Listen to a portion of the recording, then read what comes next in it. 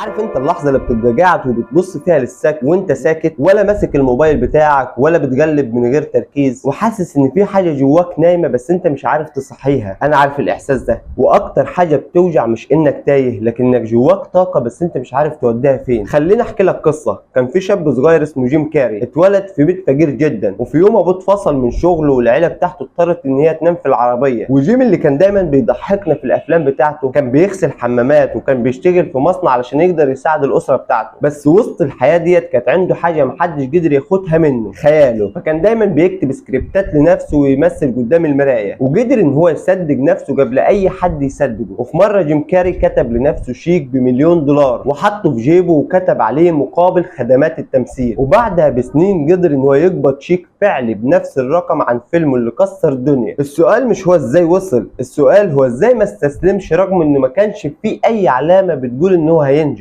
الحقيقه الشغف مش صوت عالي، احيانا بيبقى صوت واطي جدا. عارف انت لما تحس انك بتحب حاجه بس بتخاف تقولها بصوت عالي؟ فالشغف مش لازم يكون حاجه مبهره وحاجه واو، ممكن تكون حاجه بسيطه بس بتخلي قلبك يرقص ويتنطط من الفرحه. ممكن تكون بتكتب، ممكن تكون بتغني وانت في الاوضه بتاعتك، ممكن تكون بتحب تسمع لمشاكل الناس، او بتحب تشرح، او بتحب تطبخ، تصلح، ترسم، او حتى انك تنظم الحاجات. فالشغف هو العلامه اللي بتقول لك هو انت ده. طب هو احنا ليه ما بدأناش؟ عارف اللي بيوقفنا مش قله وقت ولا قلة موهبة، احنا اللي بنقف قصاد نفسنا، بنبص للناس ونقارن نفسنا ونقول هو سبقنا، هو احسن مني، بس بننسى ان احنا مش في سباق وان احنا في رحلة مختلفة وكل واحد وليه طريقه. خليني احكي لك قصة اوري وينفري. قالوا لها انت صوتك تقيل ووشك مش مناسب للتلفزيون، لكنها كملت وكانت بتسمع لكل انسان وبتحس بكل قصة، علشان شغفها كان ان هي تسمع وتفهم وتأثر. ودلوقتي بقت واحدة من اكتر الشخصيات تأثيرا في العالم. او قصة ستيفن كينج اللي اكتر من 30 دار نشر رفضت اول روايه ليه ورماها في الزباله. مراته راحت طلعتها كده وقالت طب ما تجرب تاني. النهارده كيم كينج كتبه بتتباع بالملايين، بس هو كان ممكن يستسلم لو ما كانش سمع للصوت الهادي اللي بيقول له انت اتخلقت علشان تكتب. قدر يمشي ورا الحلم بتاعه والهدف بتاعه لحد ما وصل وحقق كل الاحلام بتاعته وبقى واحد من اشهر الكتاب حاليا. تعال اقول لك بقى على الخطوات العمليه اللي تعملها علشان ترجع الشغف بتاعك. انت عايز تبدا؟ خلينا الاول نقعد كده ونهدى سوا ونفكر بهدوء. رقم 1، اقفل كل الدوشه اللي حواليك واقعد مع نفسك. رقم 2، اسال نفسك ايه الحاجه اللي لما بتعملها بتحس ان هو ده انا؟ يعني حاجه انت تكون بتعملها وبتبقى مبسوط وانت بتعملها وما بتحسش بالوقت وانت قاعد فيها وبتعملها. الحاجه دي بالظبط هي الشغف بتاعك. رقم 3،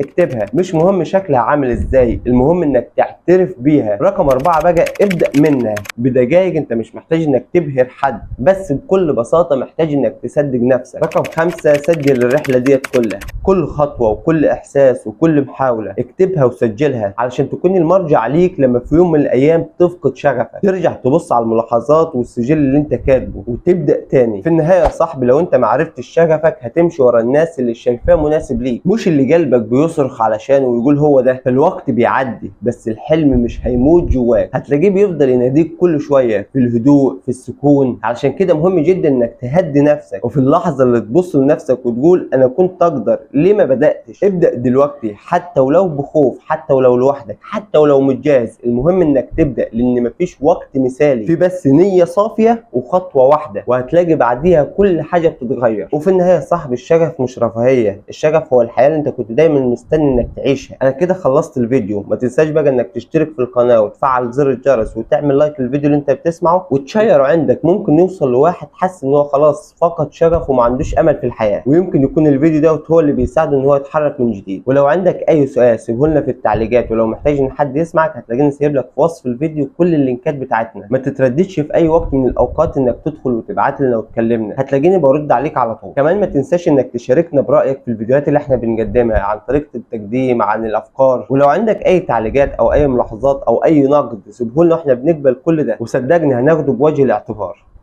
سلام.